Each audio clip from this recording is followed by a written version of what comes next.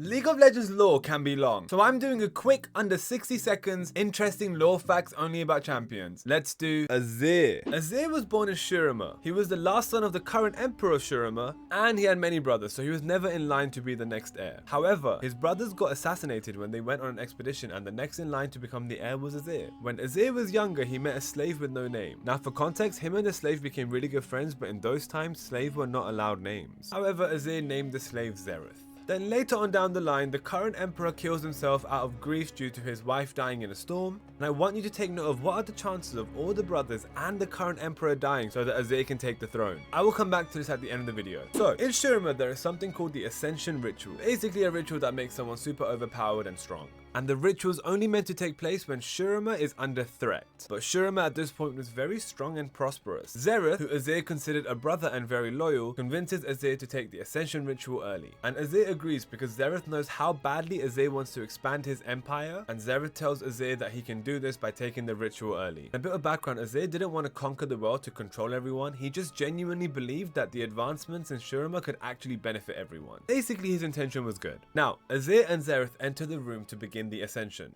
And long story short, as Azir begins it, Xerath shoves Azir aside and tries to steal all the powers for himself. This causes a big explosion in Shurima, destroys the capital city and kills many innocent people. Now this part is the most interesting because Xerath's reasons weren't actually bad. Basically Xerath wanted to abolish slavery completely, and Azir did agree to this, but Xerath felt Azir was taking too long. After the failed ascension for Azir, it was presumed that Azir had died, but he doesn't, and his body and spirit separate and his spirit goes into a long, deep, dormant slumber. It's also worth noting that Xerath betraying Azir and the failed ascension ritual is one of the main starting reasons as to why Shurima as an empire falls later on. So a couple thousand years later, Severe, a descendant of Azir, likes to go grave robbing. Grave robbing is when you steal stuff from a grave. It's kind of gross. And Severe ends up going to the tomb where Azir is located. And in this tomb, her blood accidentally spills on top of Azir's tomb, which in turn awakens Azir's spirit. As a result of this, Azir awakens and is now back to full form. He is also stronger than ever, and some say he is ascended now too, and his purpose is to rebuild all of Shurima and get revenge on Xerath.